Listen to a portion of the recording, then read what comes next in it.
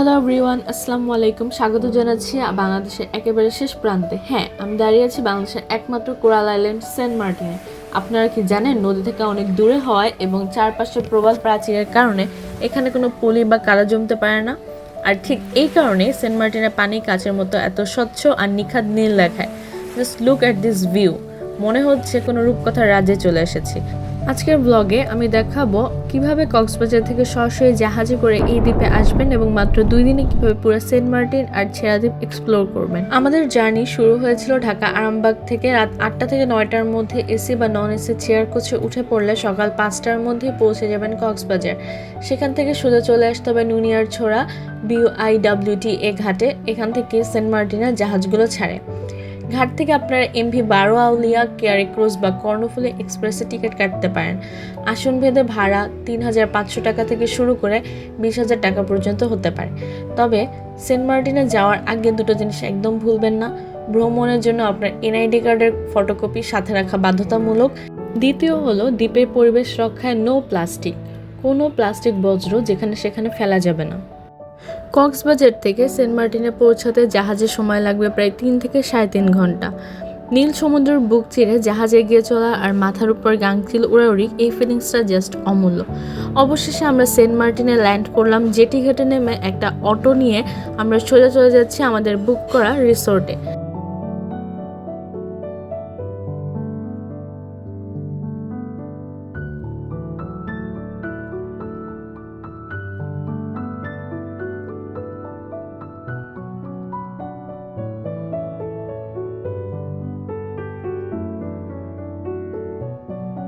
বলে রাখা ভালো, শিপ থেকে নামার পরই অনেক যাত্রীর ভিড়ে অটো আসলে বিভিন্ন ধরনের দাম চেয়ে বসে, যেখানে দূরত্বটা তেমন ম্যাটারই করে না।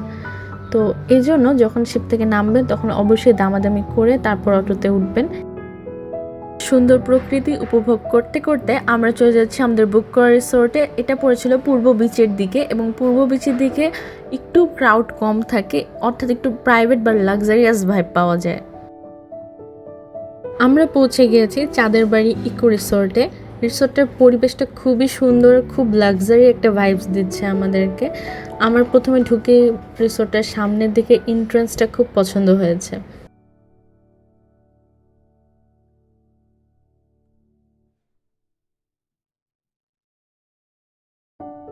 আমরা রিসোর্টে ঢুকে রিসেপশনে আমাদের ব্যাগপত্র সব রেখে দিলাম। রিসেপশনিস্টে আমাদের বাকি কিছু কাজ ছিল, রিসোর্টের কিছু আলাদা ভাড়া ছিল, সেগুলো আমরা ফিল আপ করলাম। রিসোর্টের রিভিউ আমি আলাদা একটা ভিডিওতে আপনাদের সাথে শেয়ার করব, যেহেতু রিসোর্টটা খুবই সুন্দর ছিল, আমার খুবই ভালো লেগেছিল। আর আমরা ওয়েলকাম ড্রিঙ্কস খেতে খেতে এখন যাচ্ছি রুমে। এই রুমটা আমি পার্সোনালি নিজে অনলাইন থেকে চুজ করে পছন্দ করে তারপর সিলেক্ট করেছি, অ্যান্ড এটার ভিউটা খুবই খুবই খুবই সুন্দর। রিসোর্টে ব্যাগপত্র রেখে আমরা আর এক মুহূর্তও দেরি করলাম না, সোজা চলে গেলাম সমুদ্র সৈকতে। কাচের মতো পানিতে পা ভেজানো নীল সমুদ্রের বিশালতা উপভোগ করা আর সবাই মিলে বিচে যে কী পরিমাণ আনন্দ করলাম তা ভাষায় প্রকাশ করার মতো না। বিচে মাতামাতি করতে করতে একটু দেরি হয়ে গেল। পূর্ব বিচের দিকে রিসোর্টে খুব কম অটো অ্যাভেলেবেল থাকার কারণে অটো দিয়ে আমাদের রিসোর্টে এসেছিলাম। সেই অটো নিয়ে আমরা চলে যাচ্ছি জেটি ঘাটের ওখানে বাজারে আমাদের লাঞ্চ করতে। আচ্ছা ভাই, এটা কিংফিশ ভালো হবে। এস তো মাছ যা মাছ হয়ে যাবে। আর কই দেখি না আমার দোকান এখানে ওইন্দা ঠিক আছে কোরাল না দিবেন ওইন্দা আটা কি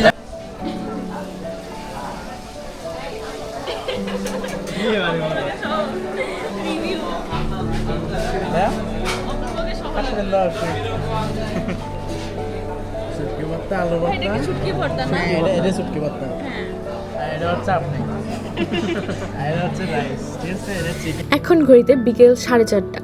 সেন্ট মার্টিন বাজারে এসে এই ভর বিকেলে দুপুরের খাবারে কোরাল আর কিংফিশ ফ্রাই আর সাথে লইট্টা শুটকি ভর্তা এবং বেগুন ভাজা না খেলে কিন্তু লাইফটাই লস।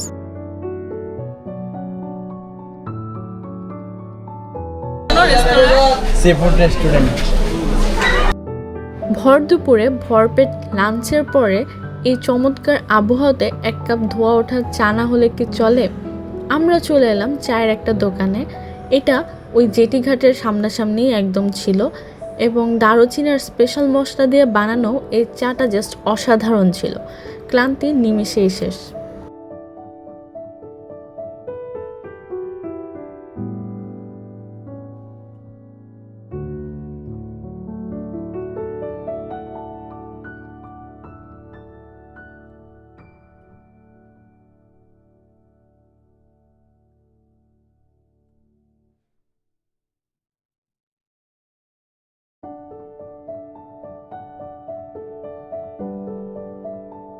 যেদিন গিয়েছিলাম সেদিন ছিল ফুল মুন, এই জন্য আমরা খুব সুন্দর উপভোগ করতে পেরেছিলাম একটা সুন্দর স্নিগ্ধ চাঁদ এবং লবণাক্ত একদম ক্রিস্টাল ক্লিয়ার সেন্ট মার্টিনের পানি।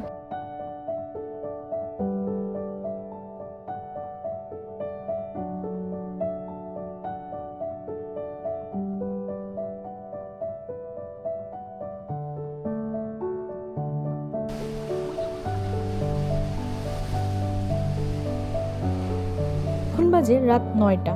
আমাদের রিসোর্টের রাতের ভিউটা জাস্ট অসাধারণ, এত স্নিগ্ধ আর রোমান্টিক একটা পরিবেশ।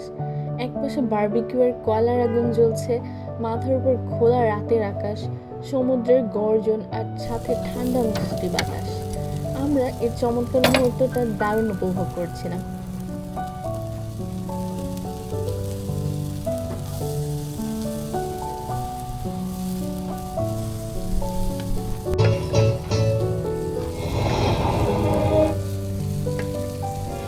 তবে সেন্ট মার্টিনের আসল রূপ কিন্তু শুরু হয় গভীর রাতে। এই দ্বীপটি মূল ভূখণ্ডের কোনো কেন্দ্রীয় বিদ্যুৎ গ্রিডের উপর নির্ভরশীল নয়।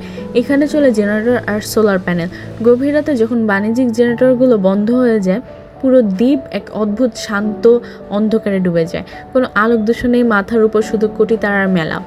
এই সুন্দর অনুভূতি উপভোগ করতে আমরা চলে গেলাম বিচের কাছে এবং এই অনুভূতি আসলে ভাষায় প্রকাশ করার মতো না। সেদিন আমরা কী করেছি এবং ছেড়া দ্বীপে কীভাবে ঘুরেছি সব কিছু ডিটেলস জানতে আমার পরবর্তী ভিডিওটা দেখবেন এবং আমার ইউটিউব চ্যানেলটা সাবস্ক্রাইব করবেন।